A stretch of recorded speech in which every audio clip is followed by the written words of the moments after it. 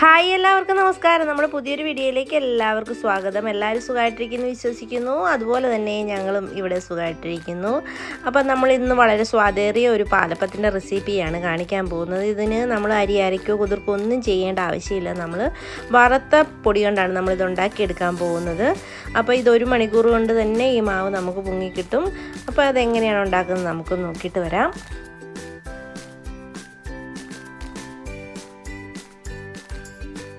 അതിനായിട്ട് ഞാൻ 250 ml കപ്പിൽ 2 കപ്പ് അരിപ്പൊടിയാണ് എടുത്തിരിക്കുന്നത്. ഇത് നമ്മൾ വെള്ളം ഒഴിച്ച് ചെറുതായിട്ടൊന്ന് കലക്കി വെച്ചിട്ടുണ്ട്.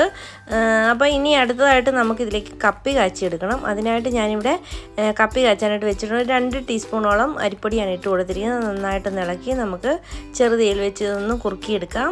കുറുക്കിയെടുത്തതിന് ശേഷം ഇത് ആറിയിട്ട് വേണം നമുക്ക് മിക്സിയുടെ ജാറിൽ ഇട്ട് കൊടുക്കാനായിട്ട്. അപ്പോൾ ആറി വന്നപ്പോൾ ഞാൻ അത് മുഴുവൻ മിക്സിയുടെ ജാറിലേക്ക് ഇട്ട് കൊടുത്തിട്ടുണ്ട്. ഇനി നമുക്കിതിലേക്ക് ചേർത്ത് കൊടുക്കേണ്ടത് പഞ്ചസാരയാണ്. അപ്പോൾ ഒരു 4 ടീസ്പൂണോളം പഞ്ചസാര ഞാൻ ഇതിലേക്ക് ചേർത്ത് കൊടുക്കുന്നുണ്ട്. അത് കഴിഞ്ഞിട്ട് നമുക്ക് പിന്നെ ഇതിലേക്ക് ഇൻസ്റ്റൻറ്റ് ഈസ്റ്റ് ചേർത്ത് കൊടുക്കുക. ഒരു 1/2 ടീസ്പൂണോളം ഈസ്റ്റ് ഞാൻ ചേർത്ത് കൊടുക്കുന്നുണ്ട്. ഇൻസ്റ്റൻറ്റ് ഈസ്റ്റ് ഇട്ട് കൊടുക്കുമ്പോൾ നമുക്ക് വളരെ പെട്ടെന്ന് ഈ മാവ് പൊങ്ങി കിട്ടും. അപ്പോൾ അതും കൂടെ ഞാനൊന്ന് ഇതിലേക്ക് ചേർത്ത് കൊടുക്കുവാണ്. ഇനി നമ്മൾ ഈ തേങ്ങ പൊട്ടിച്ചതിൻ്റെ വെള്ളം എടുത്ത് വെച്ചിട്ടുണ്ടായിരുന്നു. അതൊരു 1/4 കപ്പുണ്ട്. അതും കൂടെ ഞാൻ ഇതിലേക്ക് ചേർത്ത് കൊടുക്കുന്നുണ്ട്.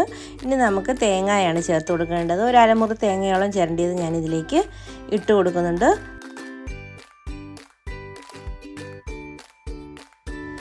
ഇനിയിപ്പം നമ്മൾ ഈ അരച്ചെടുത്തിരിക്കുന്ന എല്ലാം കൂടെ നമ്മൾ കലക്കി വെച്ചില്ലേ ആ മാവിലേക്ക് ഒന്ന് ചേർത്ത് കൊടുക്കുവാണ്. ഇനി ഇത് നന്നായിട്ട് നമുക്ക് ഈ വിസ്ക് ഉപയോഗിച്ച് ഇളക്കിയെടുക്കാം. നമ്മൾ അരിപ്പൊടിയൊന്നും അരച്ചെടുക്കുന്നില്ല. ഈ കൂട്ട് മാത്രമേ തേങ്ങയും കപ്പി കാച്ചതും അതുപോലെ ഈസ്റ്റും എല്ലാം കൂടെ അരച്ചെടുക്കുന്നത്. അത് ഇതിലേക്ക് ഒഴിച്ചു കൊടുത്ത് നന്നായിട്ട് നമുക്ക് വിസ്ക് ഉപയോഗിച്ച് ഒന്ന് മിക്സ് ചെയ്തെടുക്കാം. അതിനുശേഷം മാവൊന്ന് പൊങ്ങി വരാനായിട്ട് നമുക്ക് മാറ്റി വെക്കാം. 1 മണിക്കൂറിന് ശേഷം കണ്ടാൽ നമ്മുടെ മാവ് ഇപ്പം നല്ല അടിപൊളിയായിട്ട് പൊങ്ങി വന്നിട്ടുണ്ട്. ഇനി ഇതിലേക്ക് നമ്മൾ ഉപ്പും കൂടെ ചേർത്തിട്ട് പാലപ്പം ഉണ്ടാക്കാനായിട്ട് തുടങ്ങാം. അതിനായിട്ട് ഞാനിവിടെ ഒരു പാലപ്പത്തിൻ്റെ ചട്ടി അടുപ്പത്ത് വെച്ച് കൊടുത്തിട്ടുണ്ട്. അതിലേക്ക് പാലപ്പത്തിൻ്റെ മാവ് കോരി ഒഴിച്ച് കൊടുക്കുവാണ്. ഇനി ഇത് നന്നായിട്ടൊന്ന് ചുറ്റിച്ച് കൊടുക്കാം. അതിന് ശേഷം മൂടി വെച്ച് ഇതൊന്ന് വേവിക്കാനായിട്ട് വെക്കുവാണ്. ഒരു 5 മിനിറ്റിന് ശേഷം നമുക്കിതൊന്ന് തുറന്ന് നോക്കാം. തുറന്ന് നോക്കി കഴിയുമ്പോൾ നമ്മുടെ പാലപ്പം നല്ല അടിപൊളിയായിട്ട് വെന്ത് വന്നിട്ടുണ്ടാവും. ഇനി ഇത് നമുക്ക് ചട്ടിയിൽ നിന്നും മാറ്റി കൊടുക്കാം. കണ്ടോ, ഇപ്പം നല്ല അടിപൊളിയായിട്ട് നമ്മുടെ പാലപ്പം റെഡിയായി വന്നിട്ടുണ്ട്. നല്ല ഹോളൊക്കെ ആയിട്ട് ക്രിസ്പി ആക്കി എടുക്കണേ. നമുക്ക് ക്രിസ്പി ആക്കി എടുക്കാം. ഏത് രീതിയിൽ വേണമെങ്കിലും ഇതുണ്ടാക്കിയെടുക്കാം. അപ്പോൾ അതുപോലെ ബാക്കിയുള്ള മാവും കൂടെ നമുക്ക് ഉണ്ടാക്കിയെടുക്കാം. നല്ല സൂപ്പർ ടേസ്റ്റുള്ള പാലപ്പാണ്. വളരെ പെട്ടെന്ന് നമുക്ക് ഉണ്ടാക്കിയെടുക്കാം. ഇത് മുട്ടക്കറിയുടെ കൂടെയും അതുപോലെ തന്നെ വെജിറ്റബിൾ സ്റ്റൂവിൻ്റെ കൂടെയൊക്കെ കഴിക്കാൻ നല്ല സൂപ്പർ ടേസ്റ്റാണ്. അപ്പോൾ ഇതിൻ്റെ കൂടെ ഞാൻ മുട്ടക്കറിയാണ് ഉണ്ടാക്കുന്നത്. അതിൻ്റെ വീഡിയോ ഒന്നും എടുത്തില്ല. അപ്പോൾ നമ്മുടെ പാലപ്പം ഇവിടെ മുഴുവനായിട്ടും ഉണ്ടാക്കിയെടുത്തിട്ടുണ്ട്.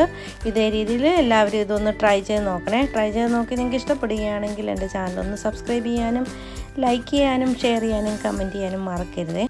അതുപോലെ തന്നെ സബ്സ്ക്രൈബ് ചെയ്യാതെ ആരെങ്കിലും കാണുന്നുണ്ടെങ്കിൽ പ്ലീസ് ഒന്ന് സബ്സ്ക്രൈബ് ചെയ്യണം കേട്ടോ.